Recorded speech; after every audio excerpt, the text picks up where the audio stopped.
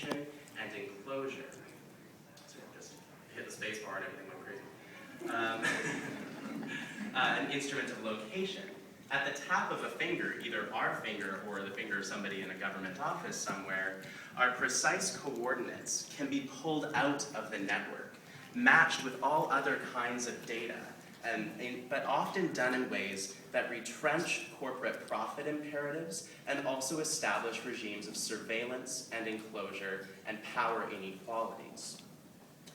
But Dominguez's use of this tool, not surprisingly, turns that relationship between location and dislocation on its head. As in the first place, as he told me, the promise of mobility advanced by these kinds of devices is always anchored in a very specific and very narrow idea about where bodies can and can't exist in the first place. In his words, a great deal of this new enclosure and mobility is very much rooted in the urban. It's questions about where is my friend, where is coffee, how can I connect these two?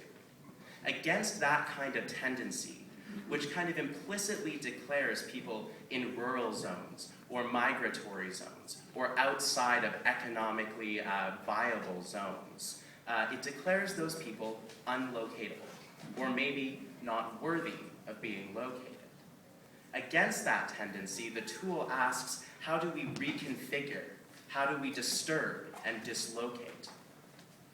Now, I think those questions for us as advocates, and particularly as advocates who would use the media or see the media as means to justice or realizing justice, these questions are essential, particularly because borders and other spaces that don't easily slot into market-driven media landscapes are always configured by those landscapes as non-spaces.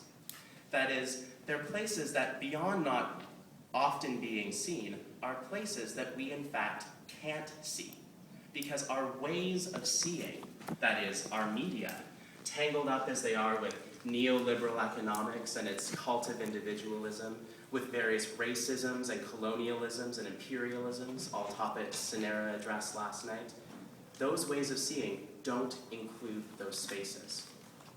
And so despite the fact that at any given moment there's probably more people on this planet crossing borders or transgressing certain boundaries than there are living fixedly in a single place, those spaces not only are invisible, but impossible. And for people who identify as advocates, this should raise serious ethical questions about how we account for the lives that those zones hold, for the communities that come together and dissolve along their contours, the specifically human bodies that are more than the labor power that they exert, bodies and people that are poetic and thoughtful and sensual, and as Ricardo rightly insisted, transformative.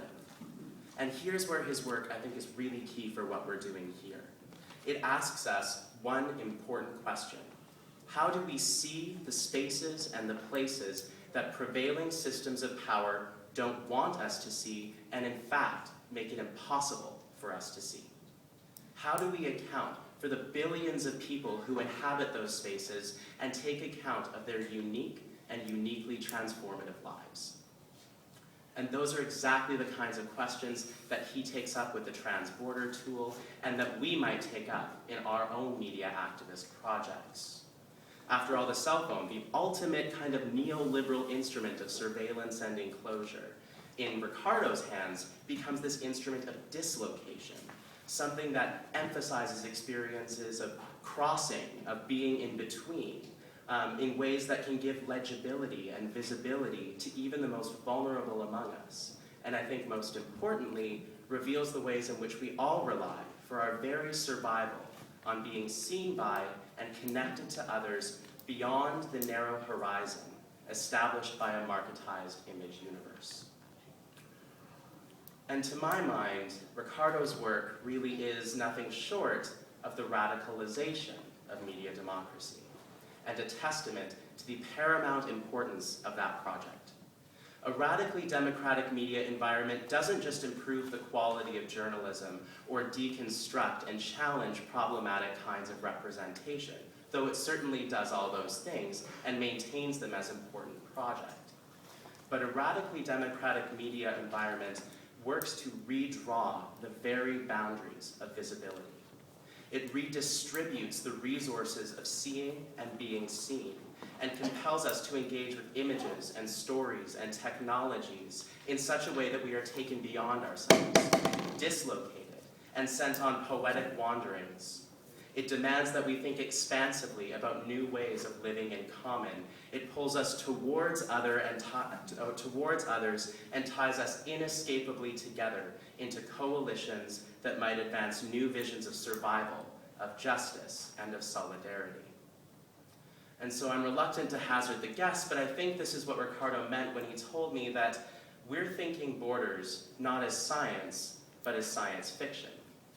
Because to preserve a kind of fictional, poetic, imaginative space of potentials and questions within institutions like borders and power relations that are otherwise aggressively policed is to establish new forms of connection, new networks that elude and overflow those rigid foreclosures.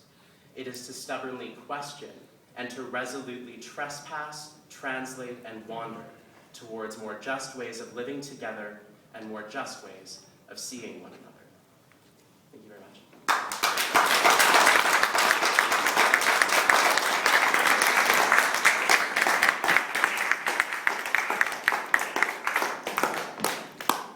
Wow, did I lie?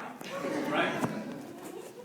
And I gotta tell you, that was done in 24 hours, which is no small feat to pull that off.